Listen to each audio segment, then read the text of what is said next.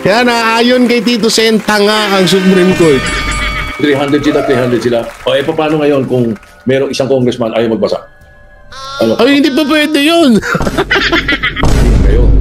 Convince sila June 9, June 10, nag-send ng summons sa prosecution at saka sa defense.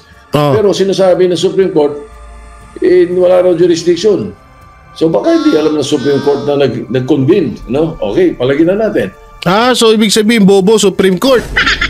O yan nanggaling na sa bibig mo, Tito Sen, ha?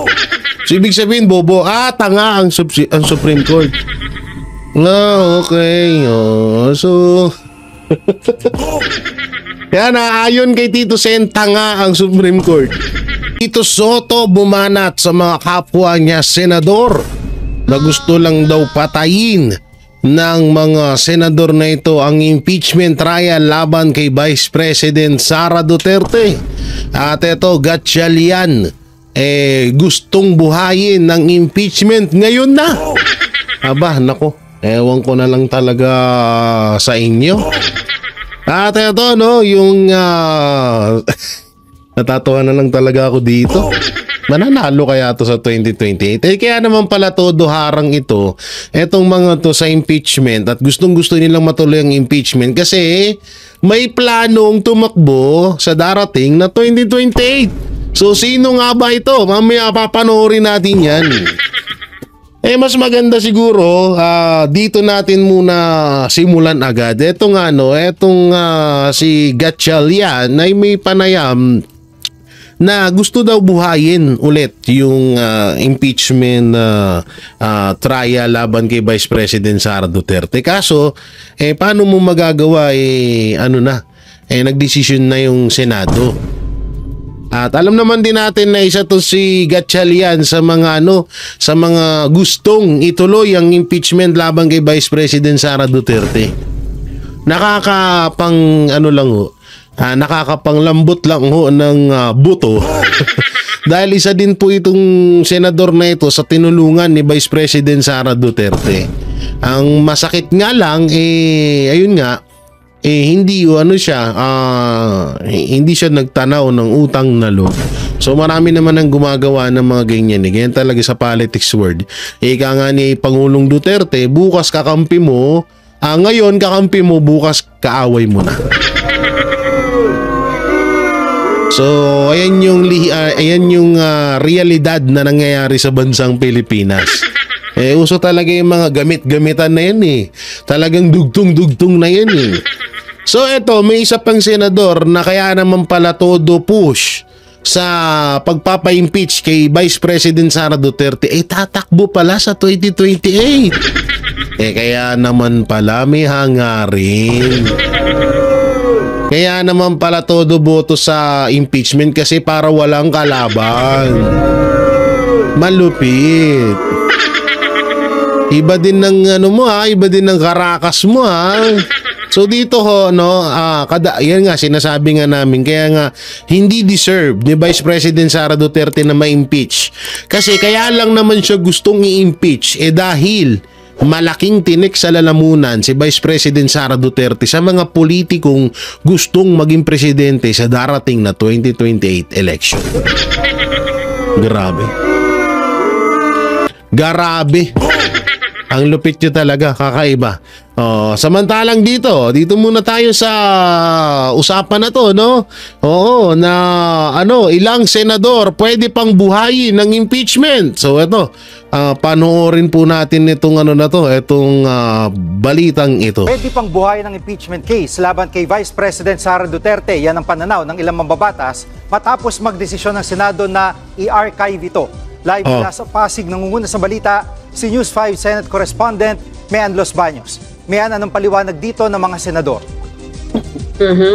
Jiggy, para nga sa ilang senador, hindi daw mahirap buhayin o hukayin itong articles of impeachment kahit pa in-archive na yan, sakali ngang magbago at i-reverse ng Korte Suprema yung desisyon nito na nagdedeklara na unconstitutional itong articles of impeachment laban kay Vice President Sara Duterte. Nakausap natin kanina at nakapanayam si Senator Win Gatchalian at sabi niya merong 2 modes o 2 paraan para buhayin yan. Yung isa, kailangan lang may magmosyon na isang senador sa plenaryo para buhayin muli yan at o kaya i-revive yung articles of impeachment at kailangan lang daw ng 5 boto. Pag nakakuha ng 5 boto or 5 senador na pabor dyan sa motion na yan, ay pwede nang hugutin or i-pull out yung impeachment case at talakayin muli. Yung pangalawang mode naman, Jiggy, ay...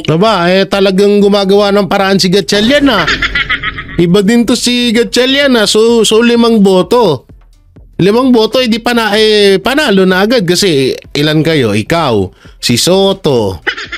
Sino pa ba? Si Soto, si Risa. Sino pa ba? Sino pa ba yung mga bumoto nung nakaraan? Ping Lacson nata, di ba? Sino pa? Si Kiko, si Bam, Moani, Mandao. Ayan na naman. So, mukhang may gagawin na naman na hakbang pala itong mga ulupong na to, Oo, so panoorin natin. Kailangang isuspend yung rules ng Senado, then magkaroon ng majority vote which is 13 votes. Pag nakuha yan, then pwede nang ibalik ulit sa order of business at pag-usapan muli yung impeachment case ni VP Sara Duterte. Narito ang bahagi ng pahayag ni Senator Win Gatchalian. Pakinggan natin. Sige. Somebody has to file a motion and then that motion will be there are 2 modes, yung 5 senators, one of them can file a motion and then the 5 senators can manifest their intention to retrieve the articles of impeachment out of the archives and include it in the order of business. At sakaling ang baliktarin ng Korte Suprema ang desisyon nila tungkol sa impeachment, gaano kalaki ang tsansa na mabuhay na ulit itong articles of impeachment? Jiggy, kung yung ilang senador na taga-mayorya gaya ni Senator Win Gatchalian, para sa kanya nga, mukhang hindi naman ganun kahirap. Pero dun sa ilang taga-oposisyon, sinasabi nila parang mahirap buhayin yung isang pinatay na impeachment case. Kasi gaya ng sinabi ni Senator Ping Lacson, kung sakasakali may magmosyon na ay buhayin natin, i-retrieve natin, pag-usapan ulit natin yung impeachment case, malamang daw, mauwi na naman ito sa mahaba at mainit na debate sa plenaryo para lang mabuhay ulit yung talakayan dyan. Matatandaan natin ang si Senator Ping Lacson, yung kaisa-isang nag-abstain. Ang sabi niya ngayon, sana kasi tinable na lang. Kung nakatable lang daw sana at hindi naka-archive, buhay yan at madaling hukayin or madaling pag-usapan or i-pull out at sabihin na okay, nabaliktad yung na-reverse yung SC decision, pag-usapan natin. Pero mas minabuti daw ni Senator Ping Lacson na mag-abstain dahil ayaw daw niyang sumali sa usapan ng pagpatay sa impeachment case, which is yung nangyari nga raw nitong nakaraang Miyerkules. Pero kung si Senator Win Gatchalian ang tatanungin, hindi Senado ang pumatay dyan sa impeachment case ni VP Sara, kundi ang desisyon mismo ng Korte Suprema na nagdeklara na void ab initio. O ibig sabihin, wala talagang bisa yung impeachment case na yan simulat sa pool pa lang, Jiggy. So ang galing ni Gatchalian, palakpakan natin. Sabay tawanan. Talagang nag-ano ka pa tawag dito, nagdahilan ka pa na hindi Senado yung tinutukoy mo. Anak ng teteng, hindi mo na nirespeto yung korte, tapos hindi mo rin nirespeto ang desisyon ng mga kasamahan mo. So anong silbi mo dyan? Naging senador ka pa. Napagdesisyonan na Diba? Ano yun? Kayang-kaya ng 5 utak nyo yung maraming bumoto na i-archive, ano ba tawag doon? Isang tabi yung impeachment trial kay Vice President Sara Duterte. Nagsenador ka pa kung hindi mo rin naman pala re-respetuhin yung mga kapwa mo senador. Desisyon nila, mas marami sila kaysa sa inyo. Ang malapit pa dito, kunwari, hindi daw kasalanan ng Senado yon. Kasalanan daw ng Supreme Court. Anak ng teteng, wala kang kwentang senador. Decision ng Supreme Court? Ano mo? Kino-question mo? Decision ng Supreme Court, di mo re-respetuhin. Olats ka. Wala ka. Grabe, no? Oo, mga di talaga. Promise. May 3 years pa tayo. Marami pa tayong mga politiko makikita natin kung sino yung mga hudas pa sa mga Duterte. Totoo lang, sa totoo lang. At paano kung sabihin ng Supreme Court na hindi void ang impeachment? Paano ang gagawin ng 20th Congress?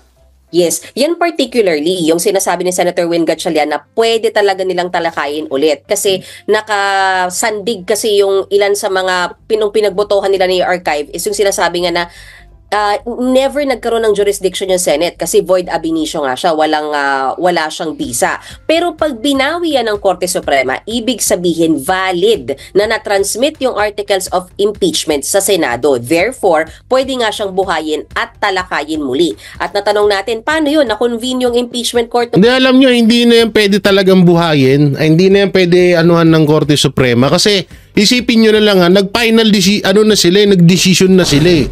Ngayon, kapag binuhay pa nila yan, parang mapapaisip yung tao na, pwede palang magganon ng Korte Suprema na desisyonan na, tapos may desisyon pa ulit.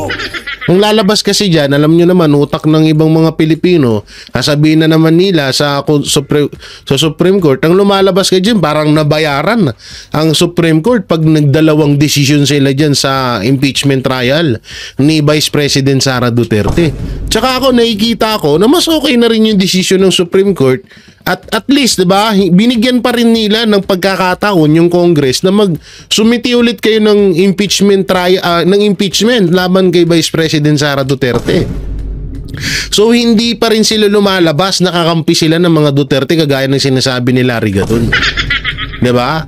So napakalinaw nun at napakaganda nung desisyon ng Supreme Court na yun. Itong 19th Congress, pwede pa ba yan? Sabi ni Senator Gatchalian, dapat pwede. Isa raw siya sa mga naniniwala na kahit na-convene ng 19th Congress ang impeachment court, pwedeng itawid ng 20th Congress at pag-usapan at ituloy yung paglilitis. Narito yung bahagi ng pahayag ni Senator Win Gatchalian.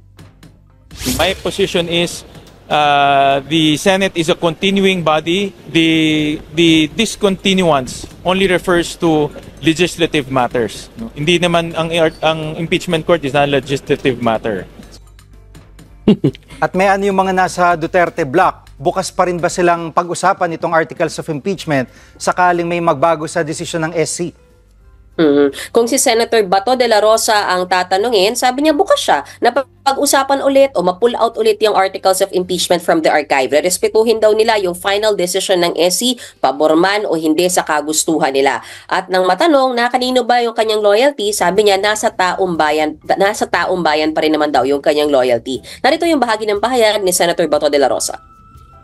Hindi ako naging senador kung hindi dahil sa Duterte. Kaya normal lamang na meron akong loyalty doon kay Pangulong Duterte. Tama. Pero pagdating ko, papiliin mo ako between taong bayan at kay President Duterte, taong bayan ako. Alam nga naman, senador ako eh. Tama. May may point doon si Senator Bato de la Rosa dahil yun din naman din ang gusto ni Pangulong Duterte na ang loyalty mo talaga ay sa taong bayan. Kagaya nga ng sinabi ko na bakit ko sinusuporta ng mga Duterte? Dahil sa magandang ginawa nila para sa taong bayan at sa Pilipinas. Ganun yun. Tingnan niya, ito yung pinagkaiba ng Duterte Block tsaka sa mga, ano bang pwede natin tawag sa mga yan? Idiot Block. Idiot Block no? Tignan niyo yung mga senador na tignan niyo yung mga Duterte Block, kahit na magdesisyon muli ang Supreme Court na buhayin ulit ang impeachment trial kay Vice President Sara Duterte, okay lang sa kanila. Supreme Court nga Supreme Court yun eh. Diba? So dapat mo talagang galangin yun. Pero para sa akin, okay na ho yung decision ngayon ng Supreme Court. Pero kung sakali man na magbago ang desisyon ng Supreme Court, okay lang. Ako din, nire-respeto ko yun. Supreme Court yun, kailangan mong galangin yun. Desisyon ng Supreme Court yung kataas-taasan. Diba? So ngayon, tingnan niyo yung pinagkaiba ng senador na against, na gustong ituloy ang Duterte, against sa desisyon ng Supreme Court at sa Duterte Block. Napakaiba. 'Di ba? Kasi kung iisipin mo lang kung ang Duterte Black ay parang malautak ni Risa Ontiveros, ni Senator Soto, Gatchalian, Ping Lacson, sino pa ba yung iba pang mga bumoto doon? Bam Aquino tsaka Kiko Pangilinan, na parang binabastos nila yung Supreme Court. O tingnan niyo yung sa Duterte Black, nire-respeto rin nila. Wala silang problema. Ganun dapat. 'Di ba? Ganun dapat yung pamarisan ng ibang mga senador, na respetuhin nyo yung desisyon ng kataas-taasan.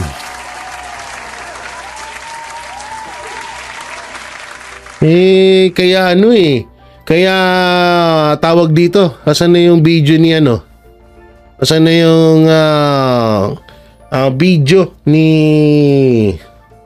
Tito Soto? Eto, panoorin natin yung interview kay Tito Soto. Di ko alam. Di ko talaga alam kung anong meron dito kay Tito Soto. Pasensya na, Tito Soto, pero medyo, ewan ko, hindi ko alam nyo, naguguluhan ako ngayon. Hindi ko alam kung anong pumasok sa isip ni Tito Soto na, alam mo yun, na bigla siyang nagkaganito. No, bigla siyang, alam mo yun, parang hirap sabihin. Kasi eto, pagdating sa showbiz, Tito Vic and Joey, ipagtatanggol ko sila ulit kung sakaling maungkat yung Itbulaga, no, at merong gumagago na naman sa kanila. Gagawin ko yun ng paulit-ulit na hindi nila ako inutusan. Pero pagdating kasi dito, dito kasi yung mga sinabi kasi dito ni Tito Soto sa interview na to, medyo hindi akma eh. 'Di ba? Tas may parang nagyabang pa.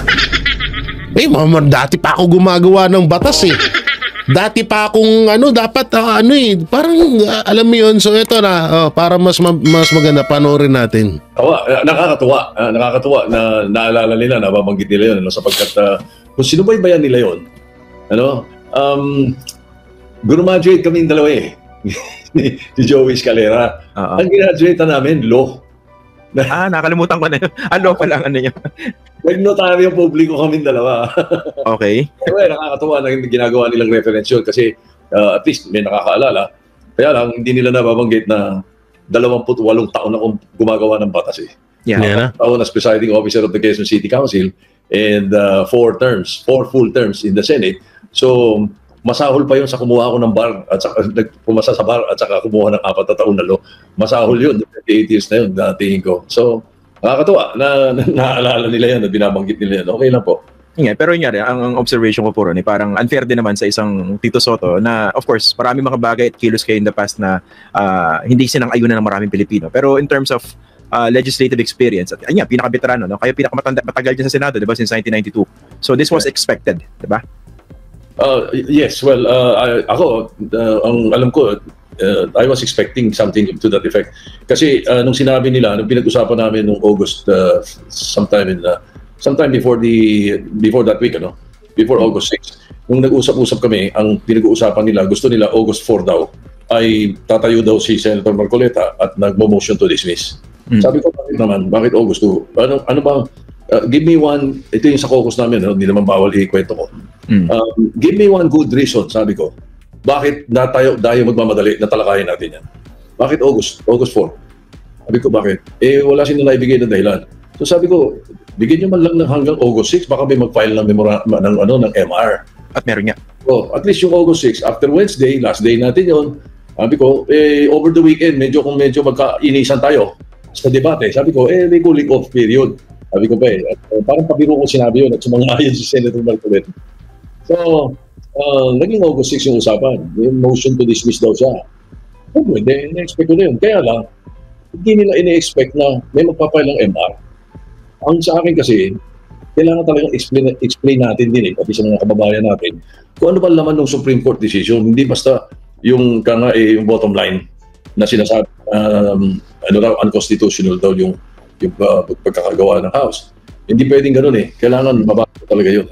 So, naisip ko na by August 6 ito, sabi ko kung may MR, teka muna, hindi pwede motion to dismiss. Sapagkat mayroong pagkakataon ng ang Supreme Court na kahit sinabi pa nila ng immediately executory, kahit ginamit nila forthwith executory, hindi final. At merong Supreme Court decisions na gano'n. Sa kanila din mismo nagsasabi sila pagka immediately executory pero hindi final. Pagka magiging final kung matatapos yung MR at all that, yung mga gano'n. So, naisip ko, sabi ko, pagdating ng August 6, kailangan pag-usapan natin mabuti ito. I will definitely object. But before I object, I want to interpellate the distinguished gentleman. Sabi ko kung bakit, ano mga dahilan kung bakit kailangan i-dismiss natin kaagad. May tanong pala ako, Senator, no? Kasi kayong veterano niya sa Senado, pero si Marcoleta, veterano naman siya sa House. Isip ko lang, ano bang basa niyo? Bakit siya yung pinaronta? Siya yung parang ginawang, kumbaga tip of the spear. Diba? Siya nag-articulate niyan, diba? Bakit? Was that part of their strategy? Hindi ko kayang sagutin yun, Christian. I will be talking off my hat if I give a guess. But probably Sagutin mo na, Tito Soto, ganun din naman eh. Ang dami mo na rin naman pinag-i-interviewan, di ba? Ang dami mo na rin naman sinasabi. So, ang tanong nung vlogger, kung ito ba ay parte daw ng part. Ang tanga kasi nitong vlogger na to. Ba't mo kasi kailangan tanungin yun? Sinasabi na nga ni Tito Soto nung una pa lang eh. Di ba? Hindi niya ba na-gets yun? Expressive din sa issue na yan. Baka siya yung pinaka malakas ang mga sinasabi tungkol sa motion to dismiss at tungkol sa impeachment. Baka ganon. I'm just to borrow his word, speculating. Yung nga pala, yung napaka-spirited ng debate niyo ron, and nung pinapanood ko yun, I was waiting for him, baka gamitin niya yung lawyer card Pero if I'm not mistaken, hindi niya ginamit sa inyo yun, di ba? Diba? Hindi siya nagpakapyo, hindi, bugado kay ko, hindi, walang ganun what did you sense during that debate? Lalo nung medyo inilulugar nyo na siya dun sa mga binabanggit yung pagkakamali, di ba? Wala rin binabanggit niya na hilaw yung impeachment complaint. Sabi nyo, hilaw din tong yung decision ng Supreme Court Oo. Well, sa akin kasi, ang mga panahon na yon, importante sa akin yung laman ng sinasabi namin. I was trying to convince also our colleagues. I was not only trying to convince him na hindi tama yung mag-motion to dismiss agad. I am for adhering to the Supreme Court decision, but its final disposition. Yun ang punto ko. Tsaka another thing, Christian, mabuti na banggit mo rin na magkaroon ng pagkakataon masabi ito. This is not, and our debate yesterday was not about the VP. It was not about VP Sara as far as I'm concerned. I don't know about them, but as far as I'm concerned, it's about the Constitution and the way the Constitution was being changed. Ay, naku po. Yun ang mga punto ko doon So, paano ang Constitution, Tito Soto? Hindi mo nga nare-respeto yung decision ng Supreme Court. Dun sa tanong mo, ano naramdaman ko doon, I was confident that I knew what to say. I knew what to explain to our colleagues. Kasi sa kahit anong debate, whether you're a lawyer or you're not, the important thing is that you're prepared. Walang nakabuti sa isang pagdebate nang hindi ka nakahanda kung ano pag-uusapan. So I knew what was binasa ko yung binasa ko yung decision Binasa ko yung decision, binasa ko rin yung mga posisyon ng iba't ibang mga tao, yung mga pros and cons. Binasa ko rin. So more or less I had a very good idea of how to go about explaining to our colleagues. Kaya nung naramdaman ko na ang gusto nila motion to dismiss, samantalang meron namang MR, ang pinakamaganda talagang parliamentary strategy ron is by motion to lay on the table. Because motion to table, at pinaalala ko kagad kay Cheese, kaya medyo siguro wala siya nagawa, di ba? Sabi ko, that is a higher precedence. Number 5 of precedence nun sa mga motions Talo yung motion to dismiss. Pinakamababa yun yung outright motion doon on the floor It's not even a resolution So, alam ko na kailangan debatihin nila muna sa akin yung motion to table. And they didn't kasi obvious di ba? Oo. Ayun. So, doon napunta. Okay. So, sa inyo, maliwanag na that debate was not about the Vice President and you made that clear during the actual debates, no? Pero, did you get the sense na sa ibang mga colleagues nyo, magtapatan na po tayo, no? They were protecting the Vice President. At least yun yung dating. Kahit ano pang sabihin nila about rule of law, etc., etc. Whether it's true or not, ikinalulungkot ko sabihin na yun ang dating. Tama ka. Yun ang dating. Ganun ang dating na it's, to them, it's about the Vice President. To me, it was not. To some of us, it was not. It was about, sa akin, definitely, I'm not sure about the others. Sa akin, it's about the Constitution. Biglang nabago eh. At ako, may mga danger ha, Christian. Meron nga pala akong hindi ko nabanggit kahapon. Ano? Siguro dahil sa masyado nang mahaba, isa sa mga danger doon sa na nakita ko sa Supreme Court decision, kaya sinasabi ko na wala na may impeach, di ba sabi ko? No. Paano? Meron silang bagong nilagay, dinagdag eh, na requirement doon sa Ano yun? impeachment. Bali sa lumalabas sa Article 11, lumalabas na ng konstitusyon ha, lumalabas na may dinagdag sila na requirement. Ang requirement na sinasabing dapat lahat ng congressman ay nabasa yung articles of impeachment. Kung 300 sila. O paano ngayon kung merong isang congressman ayaw magbasa? Kakampi niya yung ini-impeach. Patay dun sa requirement na yun. Sabi nun, lahat ng congressman, lahat ng members ng House of Representatives must read before the submission. Whether you're in favor or not, siguro ganun iniisip niya, pero kailangan basahin. No. Ang inisip ko rin, Senator, hindi ba presume na binasa mo pag pinirmahan mo ang isang bagay? Presumption, yes. Presume. Pero alam naman natin, ginagawa ng mga legislator yun. Sinalang sa'yo, tinignan yung title, agree ka, pumipirma. Usually ganun eh. Opo, kasi ito yung punto ko naman, kung magiging pilosopo tayo, with due respect po sa kagalang-galang na Korte Suprema, pwede rin iba to sa kanila ng mga congressmen. Kayo ba, yung pinirmahan ninyong Leonen decision, binasa nyo ba yun? Di ba presume na binasa nila dahil lumagda po sila ron, hindi po ba? Mabigat ng tanong mo na yun. Kasi kung binasa nila, dapat masasagot nila sa'yo na Ano daw sabi? yes, presume. Kung wala na may impeach, di ba sabi ko? No. Paano? Meron silang bagong nilagay, dinagdag Ano sabi ng vlogger? requirement doon sa impeachment.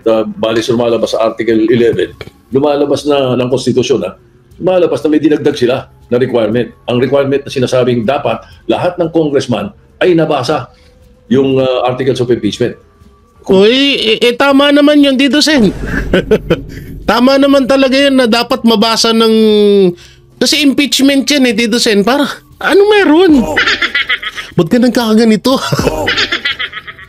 Tama ho yung sinabi ng Supreme Court na dapat nabasa ng gusto or nabasa ng lahat ng congressman yung impeachment article of impeachment kay Vice President Sara Duterte.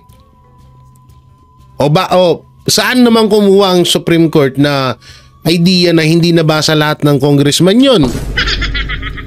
Natatandaan niyo yung congressman sa Davao? O sa Mindanao? Di ko alam kung saan parte sa Mindanao. Na sinabi niya kaya daw siya pumirma sa impeachment kay Vice President Sara Duterte dahil gusto niyang iligtas si Vice President. So ibig sabihin, 'di ba, napakalabo, 'di ba? So ibig sabihin hindi niya nabasa yung article na yun. Hindi niya nabasa yung impeachment na yun, basta lang siyang pumirma. So tama naman yung sinasabi ng Supreme Court. Anong ibig sabihin nito? 300 sila. O paano ngayon kung merong isang congressman ayaw magbasa? Ay, hindi pa pwede yun.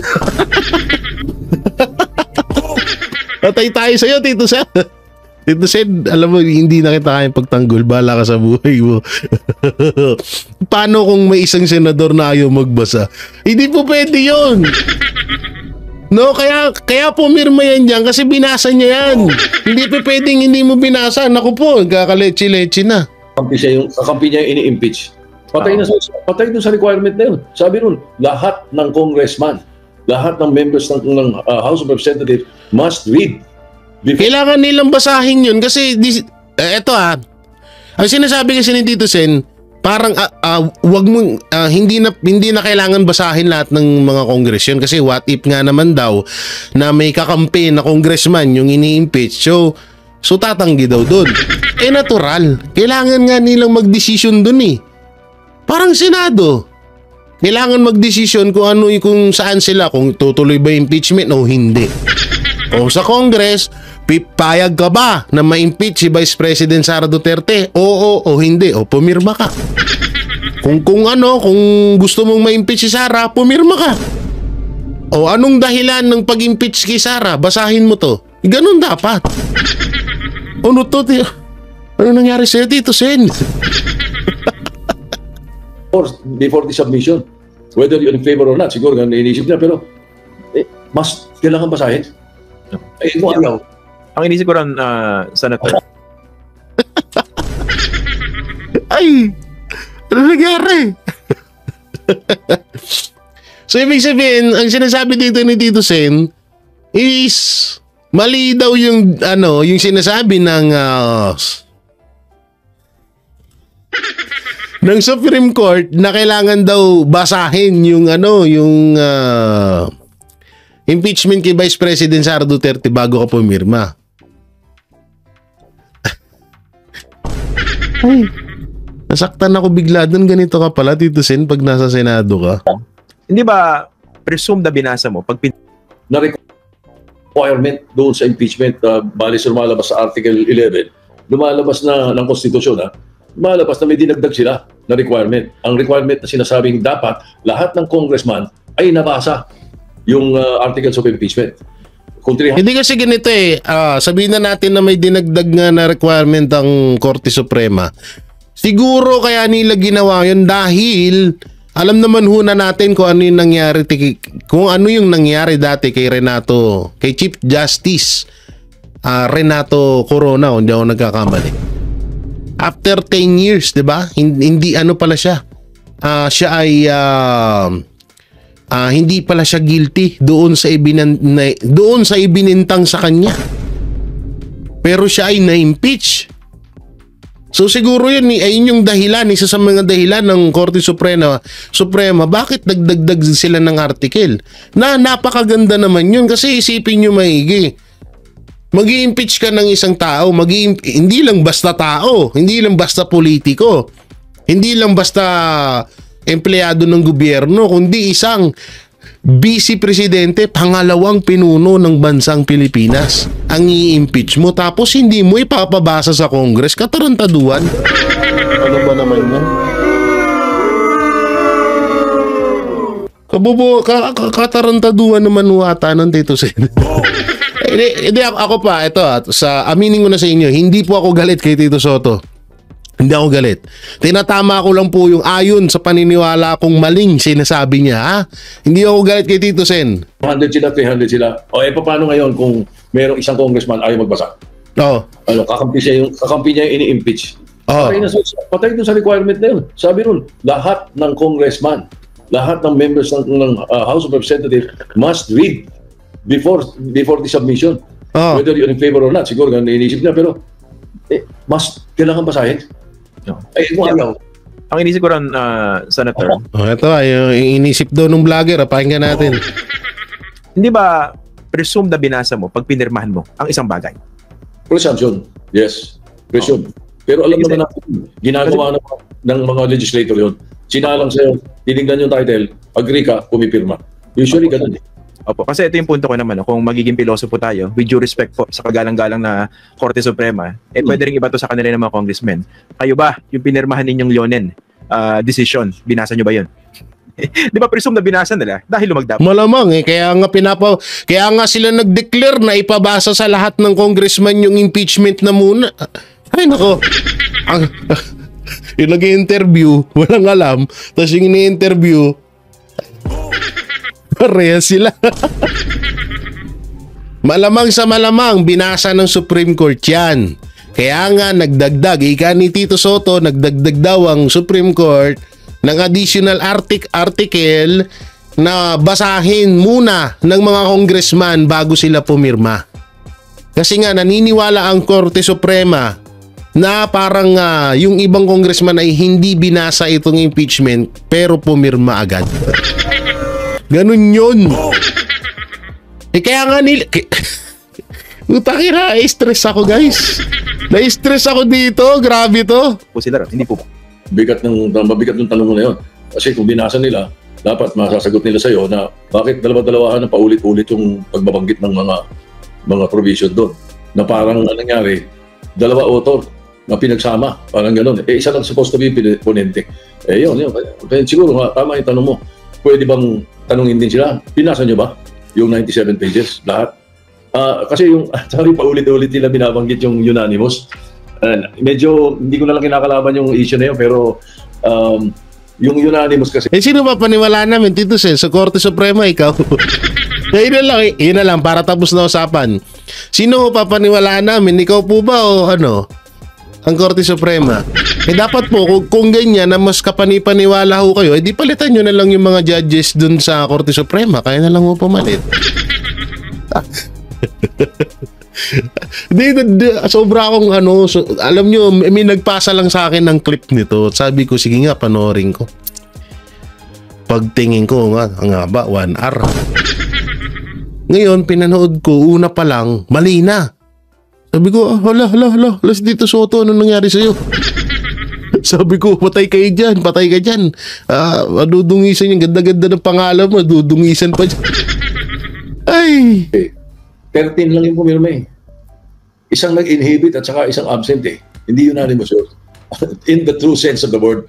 Siguro sa... hindi naman unanimous daw yun. Ay. Unanimous yung nando doon. Pero may nag-inhibit eh. Di ba? Unanimous kung 15. Sa sinabi mo, there is always a presumption of regularity. Ganun pala. So, ibig sabihin, masasabing unanimous pag 15. So, parang may bilang pala. Ganun. Ewan ko lang, kung tama yung sinasabi dito, Soto, comment nyo dyan. Yung may alam sa ganito, ha? Yan, ganyan. Pagka pumirma. Yeah, tsaka parang insulto naman yan sa mga government officials, no? Kunwari, sa inyong mga senador, sa mga house members, sa mga miyembro ng Korte Suprema, para bang tanongin ka pa, binasa mo ba yan? Hindi ba kami mga professionals dito na mandato na ginagawa namin yan, basically? Ano naman? Yun naman pala. Alam nyo naman pala eh. Alam nyo naman pala na insulto eh. Ba't nyo sinasabi sa Korte Suprema kung binasa ba nila yan? Wala to. Ay, naku po. Supposed to nga, yun nga sabi natin, dapat we presume regularity na nabasa nila. Ito naman po, paki-explain kasi 'di ba ang unang motion ni Senator Marcoleta was to dismiss, okay? Pumasok po yung motion ninyo to lay on the table the motion of Marcoleta. Tapos umepala, hindi, sorry, nagkamali ako. Sumingit si Senator Cayetano at may ay pumepal. Bumibira tong vlogger ng Dilawan. Tuwang-tuwa naman si Tito Soto, mepal ha. Ulol, kung sino ka mang vlogger ka, alam mo. Hindi dati siyang anchor ata. Ewan ko bakit hindi na to nag-anchor. Yun lang, bagay wala naman akong panahon para pag-usapan yung buhay niya, pero usapang epal lamang. Mas mukha ka pang epal kay Senator Alan Peter Cayetano. Wala ka sa kalingkingan ng utak nun, Dudong. Ha?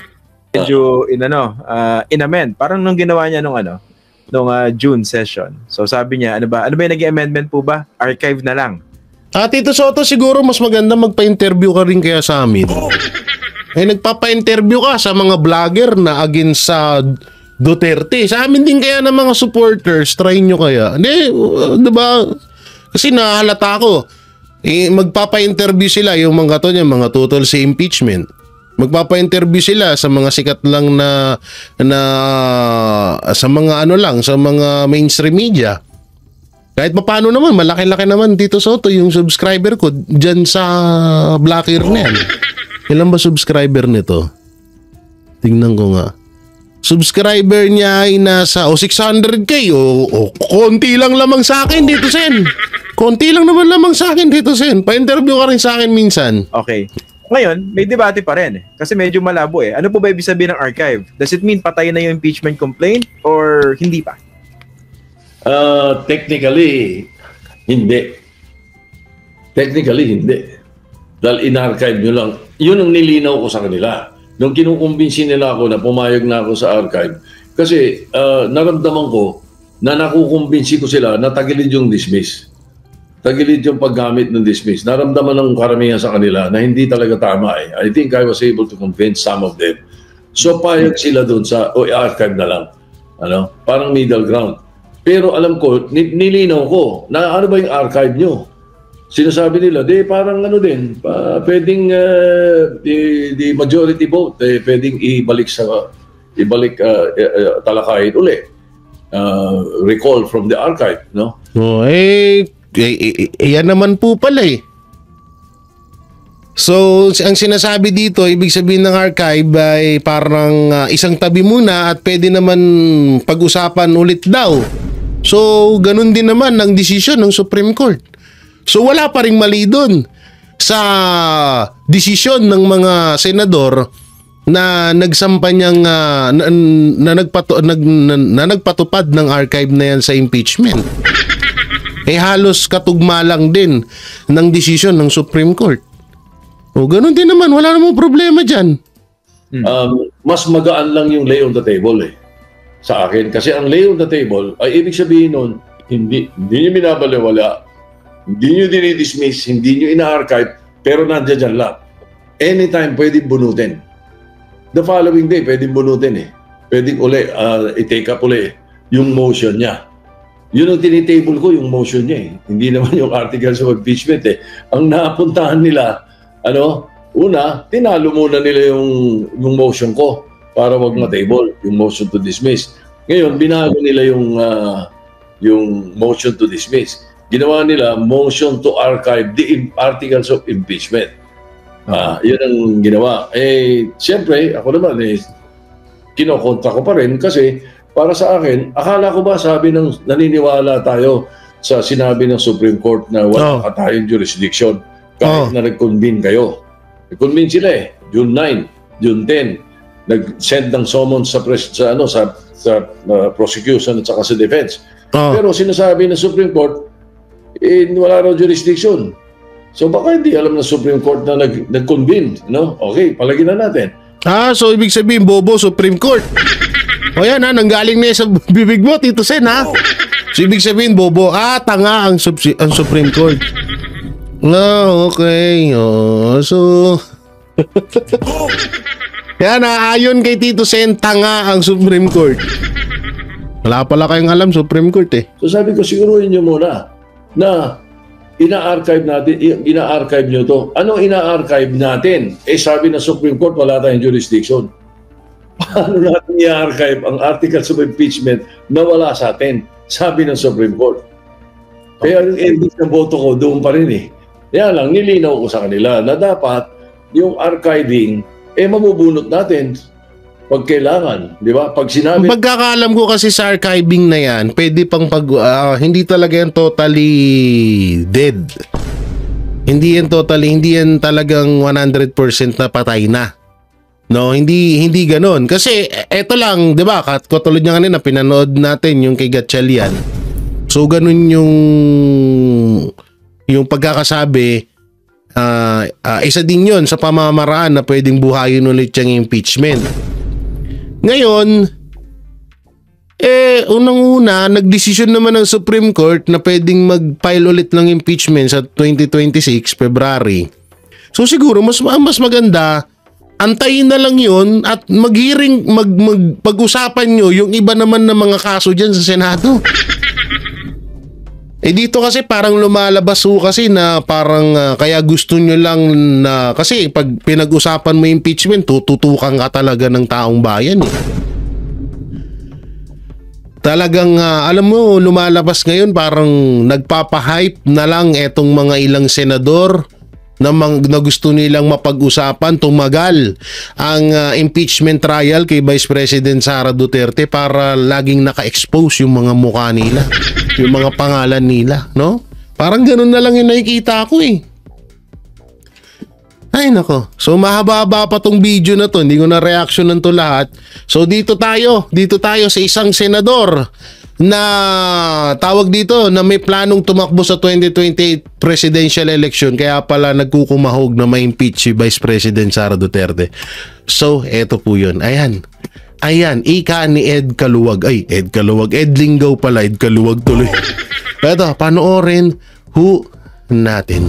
Bago ng pinakamalakas sa oposisyon, nasasabak sa 2028 presidential elections. Yan po ang target ni Senadora Risa Ontiveros. Pero ngayon pa lamang, tila may hati sa oposisyon dahil sa umunoy pagkakaibigan ni Mayor Leni Robredo at VP Sara Duterte. Posible bang umani bang oposisyon sa mga Marcos? Nasa frontline ng balitang yan si Gio Robles. Oposisyon pakinggan natin to sa mga Marcos. Nasa frontline ng balitang yan si Pero ngayon pa lamang, tila may hati sa oposisyon dahil sa umunoy pagkakaibigan ni Mayor Leni Robredo at VP Sara Duterte. posible bang umani bang oposisyon sa mga Marcos? Nasa frontline ng balitang yan si Gio Robles. Posible daw bang umanib ang mga oposisyon sa mga Marcos? Ano pa bang ginagawa nila ngayon? Ano pa bang ginagawa nila ngayon? Di ba? Isa lang naman Oposisyon sa 2028, magkakaisa ba o magkakawatak-watak? Si Senator Risa Ontiveros ang itinutulak na ng ilang alyado na tumakbong Pangulo. Pero sa halip na buo ang puwersa, may humahalong intriga mula mismo sa kaalyado. Hindi ko alam kung magkakaibigan sila at wala rin akong narinig kina Mayor Lenny o Senator Bam. Ang tinutukoy dyan ay ang pagbubunyag ni dating Senador Antonio Trillanes IV. Utangin na kasi, ba't nyo kasi pinapakinggan si Trillanes? Ba't nyo pa kasi pinapakinggan si Trillanes? Wala na yan. Hindi ito totoo Bakit nyo pa kailangan, una, kakasampa lang ng kaso dyan, may warrant of arrest yan. Na kung saan nagchismis-chismis yan. Naggawa-gawa ng kwento. So, ibig sabihin, eto, pwede rin gawa-gawang kwento niya lang din to. Etong pinapalaganap niya ngayon. Mapunta naman ho tayo doon kay Risa Ontiveros. Itaga nyo sa bato, hindi mananalo si Risa Ontiveros sa darating na 2028 election. Ako na nagsasabi, hindi, promise, hindi mananalo. Hindi mananalo ang isang Risa Ontiveros sa pagiging presidente. Maaari, kahit papaano ito, aminin ko sa inyo. Kahit papaano kung sino yung pwedeng pumalag kay Vice President Sara Duterte, sabihin na natin na 100 to 80%. Yung tipong malapit o kaya 100 to 50-50. Pangit naman pag 50-50, sabihin nila sobrang yabang natin. Siyempre kailangan humble lang. Siguro mga 90 or 100 to 70%. 100% na mananalo si Vice President Sara Duterte at ang pwedeng humabol sa kanya na magkakaroon ng 70% to 80% walang iba kundi ang mga tulpo. Pwede pa kung ganun. Hindi nyo napapansin, tahimik sila. Tahimik si Senator Rapi Tulfo, walang masyadong kibot. Abangan nyo sa 2028. Oo, pero Risa Ontiveros, Martin Romualdez, Sandro Marcos. Sino pa? Itong putang inang to? Torre. Larry Gadon. Wag na kayo umasa, ha? Sino? Franz Castro, tsaka Raul Manuel. Di ka lalo senador. Ay, naku po. Kaya ako nagsasabi sa inyo, huwag na natin panoorin to. Sayang yung oras ko dun Ay, naku. Alam nyo, sa totoo lang, wala talagang walang panalo. Walang panalo yung Risa Ontiveros na yan. Kahit anong gawin niya, kahit magbabaliktad-baliktad po siya, depende na lang kung hahawakan ulit nila ang Comelec. Yun, talaga sureball yun. No? Pero, ika ko nga, hindi kayang talunin ng boto ng taong bayan ang isang, tama ba ako? Tama ba? Hindi kayang talunin ng pandaraya ang boto ng taong bayan. Yun! Lahat naman Noong panahon ni Pangulong Duterte, hindi lang naniniwala ako na hindi lang 16 million ang bumoto kay Pangulong Duterte noon. Naniniwala ho ako diyan. Talagang sobrang naniniwala ako. Baka umabot din ng mga 30 million yun kung hindi lang din binawasan pa. Kaya nga itong mangyayaring eleksyon sa darating na 2028 talagang kaabang-abang to. At nakikita ko isa sa mga pwedeng tumapat or humabol kahit man lang kaunti kay Vice President Sara Duterte ay ang mga tulpo. baka yan ang panghawakan nila na baka yan yung tumakbo talaga bilang presidente sa darating na 2028 election. So yun mga banateros, mga kabiyaya, anong may kokomento nyo po sa sinabi ni Gatchalian at lalo na rito sa mga binitawang salita ni Tito Soto, no? So i-comment nyo lang po dyan sa baba. At syempre, don't forget to like, share, comment, and subscribe sa ating YouTube channel. Pipindot na lang din po yung bell button para lagi kayong updated sa ating mga video araw-araw. So maraming salamat.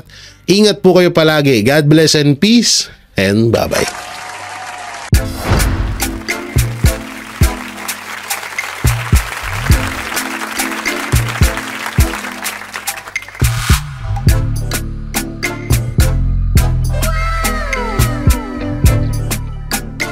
The next performance will start momentarily.